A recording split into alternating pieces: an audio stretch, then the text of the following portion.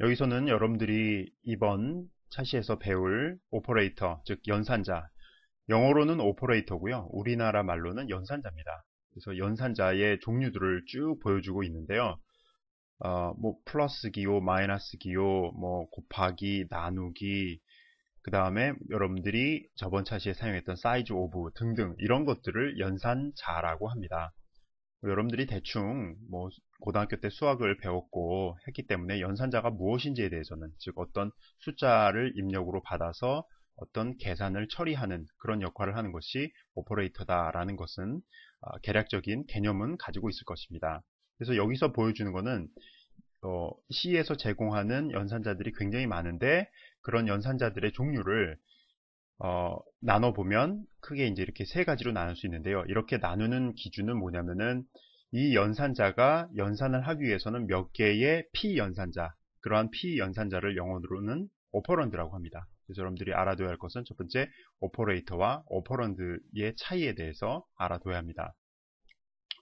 그래서 연산자의 종류는 맨 처음에 유너리 오퍼레이터가 있습니다. 이것은 단 하나의 P연산자만을 받아들이는 것인데요. 즉 예를 들어서 여러분들이 어떤 숫자를 마이너스로 만들려면 어떻게 합니까? 앞에다 마이너스 기호를 붙이죠. 그럴 경우에 이러한 마이너스 기호 뒤에 오는 숫자, 즉 오퍼런드는 단 하나밖에 없죠. 따라서 이것은 이제 유너리가 하나라는 뜻이기 때문에 단 하나의 오퍼런드만을 필요로 하는 오퍼레이터다라고 해서 유너리 오퍼레이터라고 하고요. 그다음에 여러분들이 가장 많이 봐왔던 오퍼레이터, 뭐 1 더하기 2, 뭐 A 빼기 B 이런 것들은 바이너리 오퍼레이터, 바이너리는 즉 둘이라는 뜻입니다. 즉 이것이 동작하기 위해서는 두 개의 오퍼런드가 필요하기 때문에 바이너리 오퍼레이터라고 하고요. 그 다음에 이제 터너리 오퍼레이터라는 게 있습니다. 자, 유너리, 바이너리 다음에 터너리니까 직관적으로 이거는 세 개구나. 이거 같은 오퍼레이터 같은 경우에는 물음표하고 콜론을 찍고 있는데요. 조금 생소하죠. 이런 것 같은 경우에는 연산자를 3개를 필요로 하는 오퍼런드를 3개를 필요로 하는 연산자가 되겠습니다. 앞장에서 오퍼레이터를 분류하는 기준은 그 오퍼레이터가 몇 개의 오퍼런드, 즉 P연산자를 필요로 하느냐에 따라서 구분을 한 건데요. 그렇게 동일한 연산자들을 또 다른 기준으로 한번 분류를 해볼 수도 있습니다.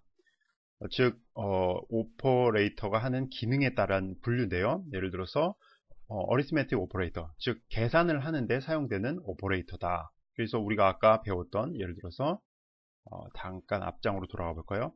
자, A 플러스 B, 뭐 1 빼기 3 이런 거는 아까 기준에 의하면 바이너리 오퍼레이터라고 했죠. 그런데 이것이 기능에 따른 분류로 가면 어리스메틱, 즉 산술 계산을 하는 거잖아요. 그래서 어리스메틱 오퍼레이터라고 합니다.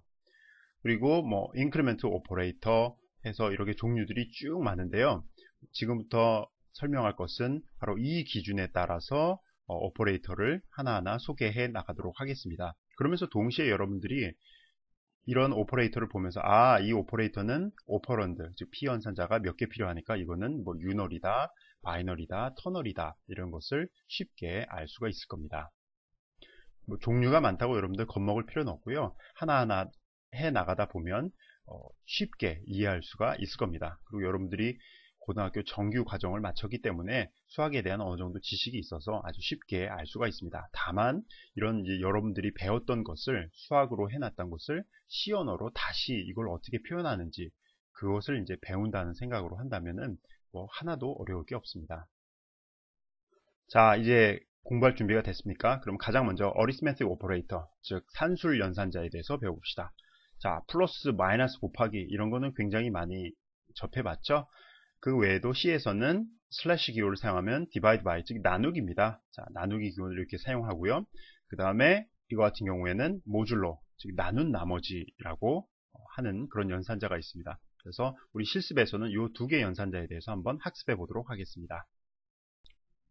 자, 이제 나누기와 나눈 나머지에 대해서 한번 학습해 보겠습니다. 즉, 자, 여기서 학습할 내용은 나누기와 나눈 나머지입니다.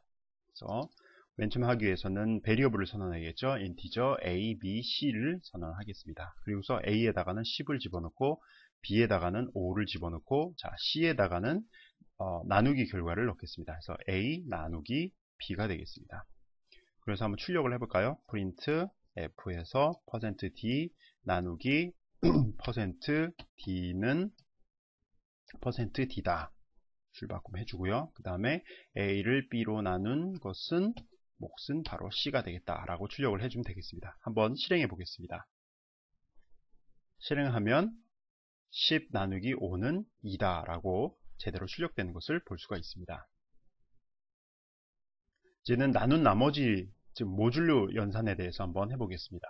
자, C를 이번에는 아까는 나머지 결과였는데 이번에는 나눈 나머지.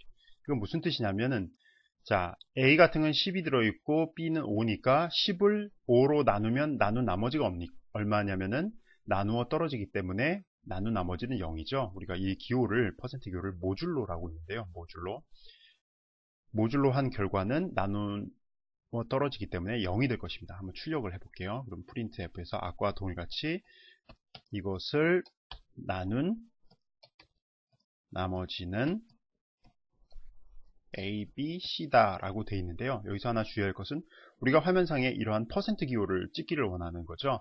이렇게 퍼센트 기호는 이거 자체로 출력을 하면 제대로 안 나오고요. 퍼센트 기호를 두 개를 연속해서 붙여줘야 아 이게 퍼센트 기호를 의미하는 거구나 라고 해서 퍼센트 기호로 출력해 주게 됩니다. 자, 한번 결과를 보도록 하겠습니다. 결과를 보면 그렇죠. 자, 10을 5로 나눈 나머지는 0으로 나오는 것을 볼 수가 있습니다. 그리고 아까 얘기했듯이 만약 이것을 빼볼까요? 퍼센트를 단순히 그냥 퍼센트 기호로만 하면 어떻게 출력이 되는지 봅시다.